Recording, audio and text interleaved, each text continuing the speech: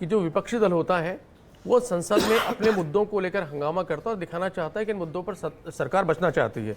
ये जब भाजपा विपक्ष में तब भी होता था और आज कांग्रेस में तब भी होता है, लेकिन तब ये कम होता था, अब जरूरत से ज्यादा है। मैं आपको बहुत इंटरेस्टिंग चीज बताता हूँ कि अब से करीब 10 वर्ष पहले तक जो संसद का काल होता था एक वर्ष में, वो 125 दिन के आसपास काम होता था। आज वही डेटा आ गया 55 दिन के ऊपर। तो अंदाजा लगा लीजिए कितने दिन कम काम होता है संसद के अंदर। अब जहां तक हंगामे का सवाल है, आज की तारीख में जो कांग्रेस वहां पर सवाल उठा रही है, तो कांग्रेस को लगता है कि जनता का ध्यान आकर्षित करने के लिए, जनता को बताने के लिए कि हम अपने मुद्दों को लेकर कितना गंभीर है और सत्ता पक्ष अपने तानाशाही पर आपके मुद्दों को सुनना नहीं चाहता, तो वो संसद में उस तरीके से उठाते हैं जो, और उसके बाद जो हंगामा होता है उसके बाद तो बहिष्कार करते हैं और बात वहीं के वहीं खत्म हो जाती है। सत्ता पक्ष को क्या मजबूरी में क्या होता है, जब इतने सारे हंगामे होते हैं तो जो प्रमुख मुद्दे होते हैं उनसे वो अलग हो जाती है। और आपने देखा है कि कई सारे विधेयक वो बाकायदा ऑर्डिनेंस लाकर पास करवाए गए। तो बड़ा दुर्भाग्य ये, संसद को संसद रहना चाहिए और संसद को संसद के तरीके चलाना चाहिए। दायित्व तो दोनों का है, कांग्रेस का, भाजपा का। गंभीरता से ले जो मुद्दे हैं, क्योंकि अगर आप हंगामा करेंगे, सिर्फ बहिष्कार करेंगे और चर्चा नहीं करेंगे तो कुछ भी नहीं निकलेगा। यानी कि ऐसे संवाद की कमी है, अंदर कोई संवाद करना नहीं चाहता, कोई बातचीत अपनी बात रख के दूसरे की न सुनना चाहता है और इसलिए इसे ट्रैक से अलग ले जाया जाता है और सिर्फ हंगामा नजर आता है। मैं वही कह रहा हूं, संवाद की जो परिभाषा है, संवाद की जो मंशा है, वो दोनों के पास नहीं है। कांग्रेस या विपक्षी दल वहां हंगामा करके अपने मुद्दों को हंगामे में उलझा करके जनता को बताना चाहते हैं कि सरकार अपनी तानाशाही पर है और सरकार इन मुद्दों पर बात नहीं करना चाहती।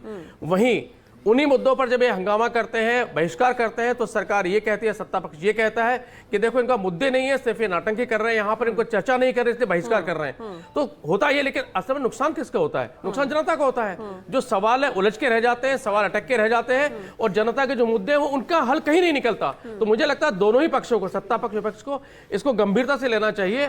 संसद को संसद बनाकर जनता के सवालों को सही तरीके से उठाते हुए बहस वहां पर करनी चाहिए। संसद का सत्र, शीतकालीन सत्र आज से शुरू हुआ, 19 तारीख तक चलना है।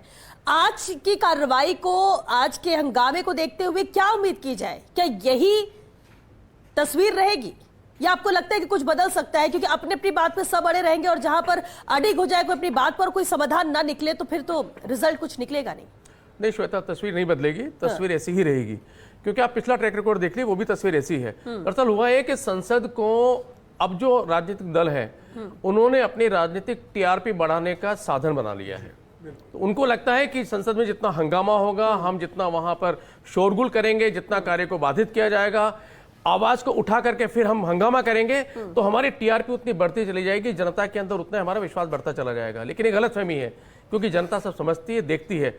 तो मेरा मानना तो ये है कि अगर दोनों दल को, मैं दोनों दल की बात कर रहा हूं क्योंकि एक तरफा नहीं चलना चाहते, दोनों दलों को ही, भाजपा की जिम्मेदारी ज्यादा है क्योंकि वो सत्ता के अंदर है, और जो अन्य विपक्षी दल है उनको एक बार मुझे लगता है कहीं बैठना चाहिए और बैठ करके इस पर विचार विमर्श करना चाहिए कि बजाय हंगामा करने के आखिर किस तरीके से मुद्दों को उठाते हुए हम उस पर बहस कर सकते हैं। अगर वो ईमानदारी करना चाहते हैं और अगर उनका मकसद सिर्फ टीआरपी बढ़ाना है, तो जो संसद चल रही थी वैसे चलेगी और आगे भी वैसे ही